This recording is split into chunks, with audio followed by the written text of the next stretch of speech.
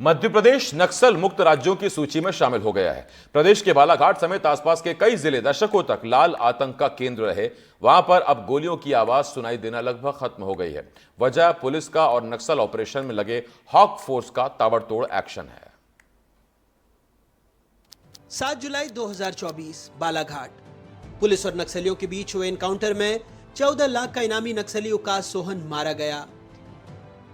1 अप्रैल 2024 मध्य प्रदेश छत्तीसगढ़ की सीमा पर केराझिरी के जंगलों में पुलिस और नक्सलियों के बीच मुठभेड़ हो गई, जिसमें संजीता उर्फ क्रांति और रघु उर्फ शेर सिंह मारे गए।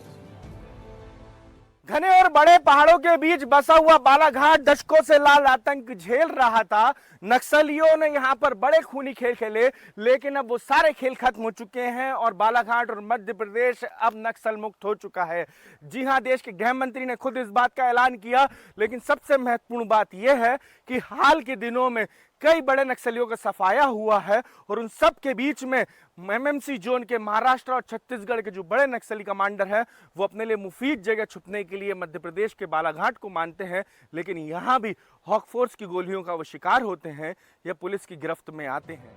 मध्य प्रदेश का नक्सल प्रभावित बालाघाट अब लगभग नक्सल मुक्त हो चुका है, जिसकी तस्दीक यहाँ की हरियाली और देश के गृह मंत्री भी कर रहे हैं।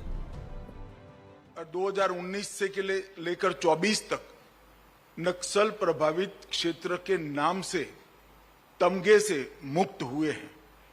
बिहार, झारखंड, उड़ीसा, आंध्र प्रदेश, तेलंगाना, मध्य प्रदेश और कमोबेश महाराष्ट्र भी, ये सारे राज्य महाराष्ट्र का एक जिला छोड़कर नक्सल समस्या से मुक्त हुआ है। मध्य प्रदेश में नक्सलियों ने भले ही लंबे अरसे से वारदात को अंजाम नहीं दिया हो, लेकिन एमएमसी यानी मध्य प्रदेश, महाराष्ट्र और छत्तीसगढ़ लंबे वक्त तक नक्सलियों की शरण स्थली रहे हैं, जहां नक्सली ट्राई जंक्शन बनाते रहे। एमएमसी जो जोन है, एमएमसी जोन ट्राई जंक्शन बनाता है। इन ट्राई जंक्शन में क्या होता है कि बॉर्डर में अगर एक तरफ से ज़्यादा प्रेशर पड़ता है तो दूसरी तरफ चले जाते हैं, दूसरी तरफ से प्रेशर पड़ता है तो तीसरी तरफ चले जाते हैं। इसको काउंटर करने के लिए हम लोगों ने एक्सचेंज में दूसरे के क्षेत्र में यानी कि दूसरे स्टेट में हमारे फोर्स का भी प्रेजेंस रहता है, हमारे स्टेट में उनके फोर्स का प्रेजेंस रहता है। इसीलिए कोई सीमा विवाद का फ़ायदा उठाकर नक्सली उसका फ़ायदा ना उठा सकें, ये व्यवस्था हमारी की गई है। ये बहुत क्लोज कोऑर्डिनेशन में हमारी पुलिस काम करती है। पिछले 20 सालों में जितने नक्सलियों का राज्य में सफाया हुआ, उतना पिछले 2 सालों में मध्य प्रदेश पुलिस और हॉक फोर्स के जवानों ने मिलकर कर दिया। इस कामयाबी की बड़ी वजह एमएमसी जोन में फोर्स को मिली क्रॉस बॉर्डर फ्रीडम भी है, जिसमें लाखों के इनामी नक्सली मारे गए। 5 साल पहले मध्य प्रदेश में 3 नक्सल प्रभावित जिलों में पुलिस के 20 कैंप थे, अब 43 हैं। इनमें अकेले बालाघाट में 18 कैंप चल रहे हैं। कुछ सालों पहले राज्य में नक्सलियों की संख्या हजारों में थी, अब महज 75 नक्सली सक्रिय हैं। माननीय मुख्यमंत्री डॉक्टर मोहन यादव द्वारा जो प्रोत्साहन मिला है, इसके फलस्वरूप लगातार 3 बड़े इनकाउंटर हुए और उसके बाद अभियान में सम्मिलित 24 पुलिसकर्मियों को आउट ऑफ टर्न प्रमोशन दिया गया। एमएमसी जोन मतलब महाराष्ट्र, मध्य प्रदेश, छत्तीसगढ़। जी हां, इन तीनों जगह पे जिस तरीके से ऑपरेशन नक्सलियों के खिलाफ तेज हुए हैं, उससे मध्य प्रदेश तो नक्सल मुक्त हो चुका है। खास तौर पे मध्य प्रदेश में नक्सली दूसरे राज्यों से, महाराष्ट्र और छत्तीसगढ़ से भगकर आ रहे हैं। वो इन्हीं मोती नाला, बैर, लांजी, ये वो क्षेत्र हैं जहां पर आते हैं और इन्हीं नदी नालों को पार कर मध्य प्रदेश में दाखिल होते हैं। लेकिन मध्य प्रदेश पुलिस ने जिस तरीके से इन नक्सलियों को लेकर सख्त रुख अख्तियार किया है, वो इनको अंजाम तक पहुंचा दे रहा है।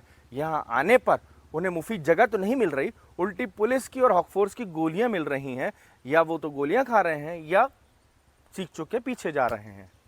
बरसों तक संसाधनों की कमी से घनघोर जंगल में जूझने वाली मध्य प्रदेश पुलिस के पास उस वक्त न तो इतना फोर्स था, न ही हथियार। यही वजह थी कि सालों तक नक्सली बालाघाट, दक्षिणी बैहर, लांजी, मंडला, डिंडौरी जैसे इलाकों में सक्रिय थे, लेकिन अब नहीं। बहुत अच्छी बात है और ये सच है कि बहुत दिन से ईश्वर ना करे, क्योंकि कभी कभी वो बॉर्डर से आके ऑफेंस कर जाते हैं, तो ईश्वर ना करे कि कोई घटना मध्य प्रदेश में हो। और ये बहुत स्ट्रॉन्ग पॉलिटिकल विल का द्योतक है, तो मुझे उम्मीद है कि बहुत अच्छा होगा। हमारे समय में ना उतने रिसोर्सेज थे, ना उतना इंफ्रास्ट्रक्चर था, ना रोड्स थी, तो काम बहुत कठिन था। मध्य प्रदेश में खटिया मोचा दलम, मालजखंड दलम, टांडा दलम और दरकेसा दलम प्लाटून 2, प्लाटून 3 विस्तार दलम सक्रिय थे। साल 2022 पुलिस के साथ मुठभेड़ में 8 नक्सली मारे गए, जिन पर 1 करोड़ 20 लाख रुपए का इनाम था। 2023 में पुलिस ने 56 लाख के 4 इनामी नक्सलियों को मारा। 2024 में अब तक 57 लाख के 3 नक्सली मारे जा चुके हैं। हालांकि विपक्ष को आंकड़ों पर एतबार नहीं। बालाघाट के आसपास आज भी घटनाएं हो रही हैं। मेरा ये कहना है कि छत्तीसगढ़ में जो नक्सलियों का गढ़ बना है, ना कभी अमित शाह जाने की हिम्मत करते हैं, ना नरेंद्र मोदी। अरे जिस राज्य में वास्तव में नक्सलवाद पूरी जड़ें जमा चुका है, वहाँ जाके वहाँ ये भाषा बोलो कि हमने छत्तीसगढ़ को नक्सल मुक्त कर दिया है, तब हम मानेंगे कि आप महान गृहमंत्री। मध्य प्रदेश में पिछले 2 साल में करोड़ों के इनामी नक्सलियों का सफाया कर दिया गया है। ये इनामी नक्सली ही बड़े पैमाने पर लाल आतंक का पर्याय और चेहरा पोस्टर बॉय के रूप में पहचाने जाते थे। इन्हीं पोस्टर बॉय ने मध्य प्रदेश के बालाघाट के कई इलाकों में नक्सली मूवमेंट को ना सिर्फ जबरदस्त तरीके से बढ़ाया था, बल्कि तेजी से पैर पसारे थे। अब इन सब का सफाया हो चुका है, लिहाजा लाल आतंक पर भी विराम लग चुका है। हालात ये हैं कि मध्य प्रदेश पुलिस के तमाम अफसर गदगद हैं और कई पुलिसकर्मियों को आउट ऑफ टर्न प्रमोशन तक दे दिए गए हैं। खुद सरकार ने ऐसे तमाम पुलिसकर्मियों को आने वाले समय में और नवाजने की तैयारी कर ली है।